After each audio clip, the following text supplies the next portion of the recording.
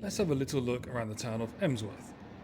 Emsworth is a small town in the county of Hampshire, a few miles east of Portsmouth, sitting on the northern banks of Chichester Harbour. There are two explanations for the name. One is that it comes from the Old English Emsworth, which means Amos curtilage, curtilage being land surrounding a house. The other is Emsworth, worth being the fence around a property. The earliest evidence of occupation in the area is a Roman villa near Warblington Castle, just south of the road to Novio Magus Reginorum, modern Chichester.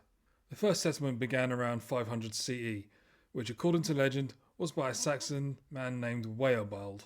Until 1066 it was owned by the Earls of Wessex and was then given to Roger de Montgomery, the Earl of Shrewsbury, but it wasn't until 1216 that it first appears in records separately, when the manor of Warblington was split into by King John, with Emsworth being let to William Aguillon.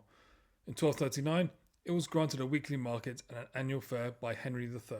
In the 14th century it was a centre for both shipbuilding and smuggling, the latter being so much of an issue that a special commission was set up in 1348 to investigate the problem. From then on into the 19th century, its most important industries were boat building, rope making, grain milling and oyster farming.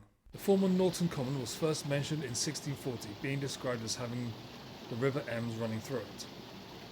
In around 1760, the slipper mill and key mill were built. The common was enclosed and sluice gates were built to power the mill, which are still functioning to this day. The result is the slipper mill pond. The town mill pond, supporting the key mill, was created by the damming of the West Brook. Today, Emsworth is a quaint little town with a population of about 10,000, with a small and declining oyster industry, but is more reliant on its marina and pleasure yachting. Culturally, the most important location is the Emsworth Museum, which is administered by the Emsworth Maritime and Historical Trust. This holds approximately 10,000 items and 2,000 photographs, but sadly it's only open from Easter to October. Not to worry though, the website presents many of the artefacts, and when it is open a QR code is provided to give detailed explanations of everything on display. There's also a community centre with an attached library, and right in the centre of this diminutive cultural district is St James's Church. In addition, Emsworth is twinned with the commune of Saint-Aubin-sur-Mer in Normandy, France. As one would expect, in a town like this, there's a lot of locally owned boutique shopping such as antiques, second-hand books, delicatessens, a vinyl shop, and novel places selling unique wares, even the latest trend in tat.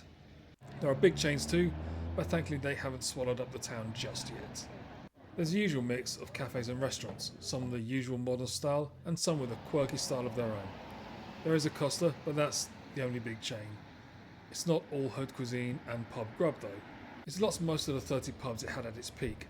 There's still a decent number of quality places for a town this size. There are the Sussex Brewery, the King's Head, the Lord Raglan, the Crown Inn, the Coal Exchange, the Blue Bell, JJ's, the Rope Maker, and the Ship Inn. There are also a few pubs in the villages in the local area, if you fancy a little drive. Getting there is pretty easy. The train station has direct connections to Portsmouth, Southampton, Brighton and London Victoria. And there's also the 700 Coastliner service running between Chichester and Portsmouth.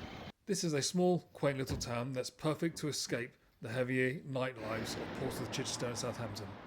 Sunday lunch would be great here in any weather, and browsing the interesting boutiques could cause a major problem for a bank account or two.